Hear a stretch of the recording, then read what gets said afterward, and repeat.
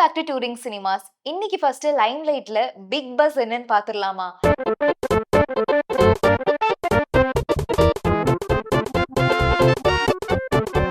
First என்னன்னா புஷ்பா 2 அந்த படம் வந்துட்டு 1400 கோடியை தாண்டி வசூல் பண்ணிருச்சு அப்படிங்கிறதே ஒரு பெரிய சாதனையா தான் பார்க்கப்படுது. ஏன்னா இது வந்துட்டு ஒரு மாசத்துல நடந்தது கிடையாது. ஜஸ்ட் ஒரு 12-13 டேஸ்லயே இது நடந்திருக்கு.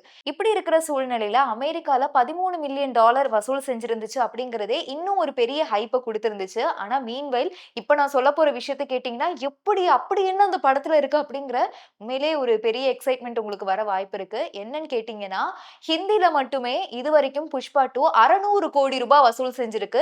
சொல்லப்போனா ஜெயிலர் படத்தோட ஓவரால் வசூலாவே இந்த 600 கோடிகளை தாண்டி தான் இருக்கு. ஆனா வெறும் ஹிந்தில மட்டுமே புஷ்பா 2 600 கோடியை தாண்டி வசூல் பண்ணிருக்குன்னா வைட் ரேஞ்ச் ஆஃப் ஆடியன்ஸ் வந்து அல்லு அர்ஜுனுக்கு அங்க பாலிவுட்ல இருக்காங்க அப்படிங்கிறதுக்கு ஒரு பெரிய எக்ஸாம்பிளா இருக்கு. இதை தொடர்ந்து இப்ப பாலிவுட்ல நெக்ஸ்ட் படம் அவர் பண்றதுக்கு நிறைய சான்சஸ் இருக்கிறதா சொல்றாங்க. ஆனா அல்லு அர்ஜுனை பொறுத்த அளவுல இல்ல நான் தெலுங்கு படம் தான் கண்டினியூவா பண்ணுவேன் அப்படிங்கிற மாதிரியும் சொல்லியிருக்காங்க. பட் இவருக்கு இருக்கக்கூடிய அந்த ஆடியன்ஸ், இவர் பண்ணக்கூடிய அந்த வசூல் எல்லாம் பார்க்கும்போது கண்டிப்பா ஒரு ஹிந்தி படத்துல இவர் சீக்கிரமே நடிக்கிறதுக்கு நிறைய பாசிபிலிட்டிஸ் இருக்கு.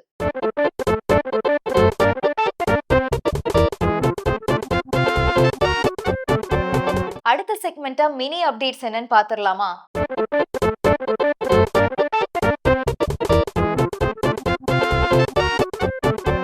ஃபர்ஸ்ட் நியூஸ் வந்து சூரி இப்ப நடிக்கக்கூடிய மாமன் படத்தை பத்தி தான். அவர் இப்போ மாமன் படத்துல நடிக்கிறாரு. ஐஸ்வர்யா லட்சுமி ஹீரோயினா கமிட் ஆகியிருக்காங்க. அண்ட் அந்த படத்தோட ஷூட்டிங் திருச்சியில ஸ்டார்ட் பண்ணிட்டாங்க. ஸோ இந்த படம் வந்துட்டு முழுக்க முழுக்க ஒரு ஃபேமிலி பேஸ்டு ஸ்டோரியா இருக்கும் அப்படின்னு சொல்லப்படுது. அண்ட் அது மட்டும் இல்லாம இப்ப புதுசா ஒருத்தங்களுமே இந்த படத்துல கமிட் ஆகியிருக்காங்க. சொல்லப்போனா 2 பேர் கமிட் ஆகியிருக்காங்க.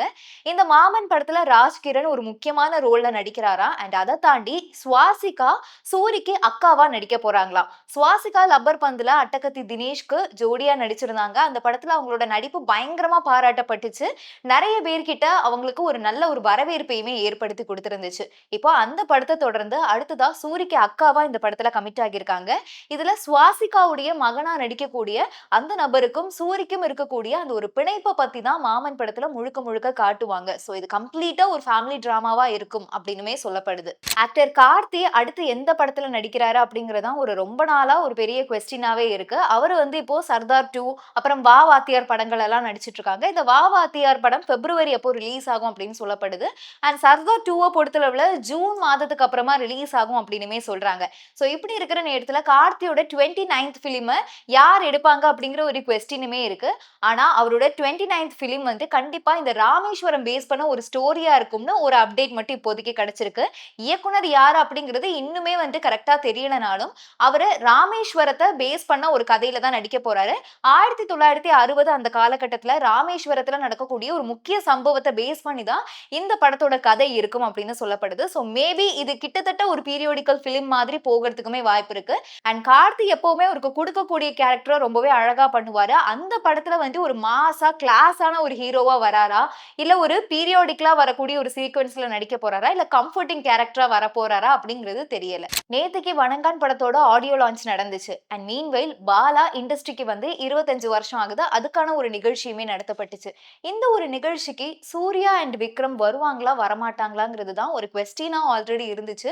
ஏன்னா இவங்க 2 பேருக்குமே ஒரு வாத்தியாரா இருந்தது என்னமோ பாலா தான். அவங்க தான் கைப்பிடிச்சு தூக்கி விட்டாங்க. அவங்களோட படத்துல நடிச்சதுக்கு அப்புறமா தான் இவங்களுக்குன்னு ஒரு அடையாளம் கிடைச்சது அப்படின்னு கூட சொல்லலாம்.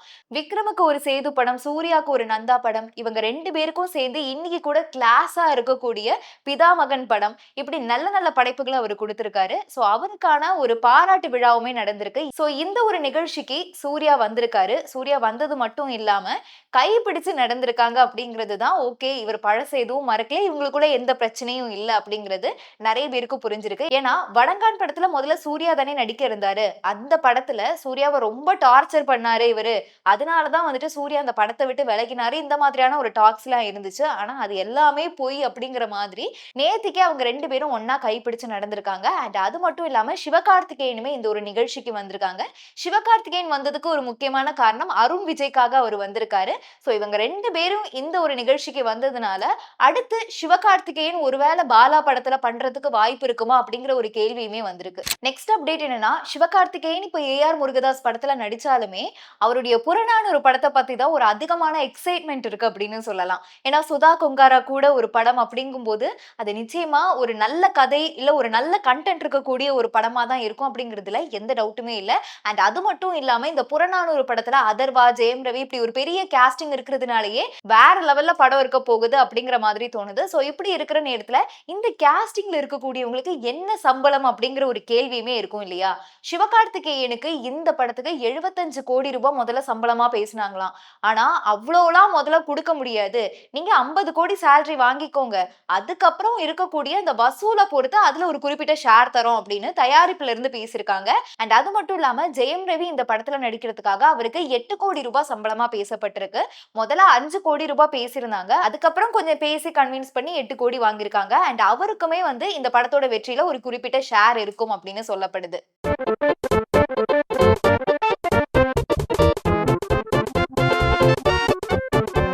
அடுத்த செக்மெண்டா டாக் பேக்ல என்ன கொஸ்டின்ஸ் இருக்குன்னு பாத்துரலாமா?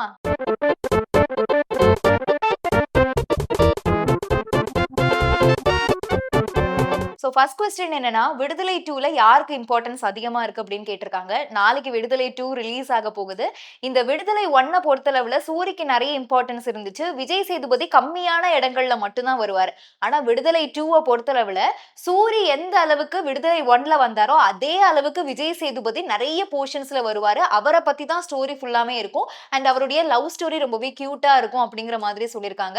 அதே நேரத்துல சூரியோட அந்த வரவுங்கிறது வந்து ஃபர்ஸ்ட் பார்ட்ல விஜய் சேதுபதி எந்த அளவுக்கு கம்மியா வருவாரோ அதே அளவுக்கு தான் பார்ட் 2ல சூரி வந்துட்டு வருவாரு. சோ சூரியோட போர்ஷன் ரொம்ப கம்மியா இருக்கும் அப்படின்னு தான் இதுவரைக்கும் சொல்றாங்க.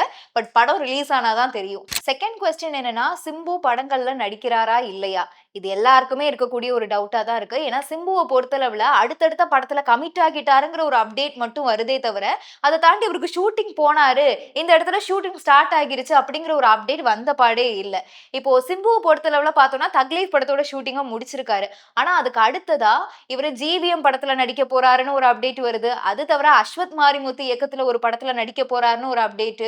இது தவிர அவரே ஒரு படத்தை இயக்கி நடிக்க போறாரு அப்படின்னுமே சொல்றாங்க. இப்படி இருக்கிற நேரத்துல தான் இப்ப புதுசா ஒரு அப்டேட் என்ன வந்திருக்குன்னா, சிம்பு பார்க்கிங் படத்தோட இயக்குனர் கூட ஒரு படத்துல கமிட் ஆக போறாரு அப்படின்னு வந்திருக்கு. என்னன்னா இப்போ முதல்ல யார் கூட தான் இவர் சேர்ந்து படம் பண்ண போறாரு, இல்ல கொரோனா குமாரா முடிக்க போறாரா அப்படிங்கிறதே தெரியல. அண்ட் மீன்வைல் இன்னொன்னு என்ன சொல்றாங்கன்னா, இப்போ ரீசெண்டா அவர் கான்சர்ட் போயிட்டு வந்திருக்கிறதுனால அடிக்கடி கான்சர்ட்டுமே பண்ணலாம் அப்படிங்கிற ஒரு பிளான்ல அவர் இருக்காருன்னு வேற சொல்றாங்க. சோ இவர் ஃபர்ஸ்ட் எதை தான் பண்ண போறாரு, எந்த படத்தை முடிச்சு கொடுக்க போறாரு அப்படிங்கிறதுக்கு அவரே ஒரு அப்டேட்டை கொடுத்தா பெட்டரா இருக்குங்கிற மாதிரி தான் இருக்கு.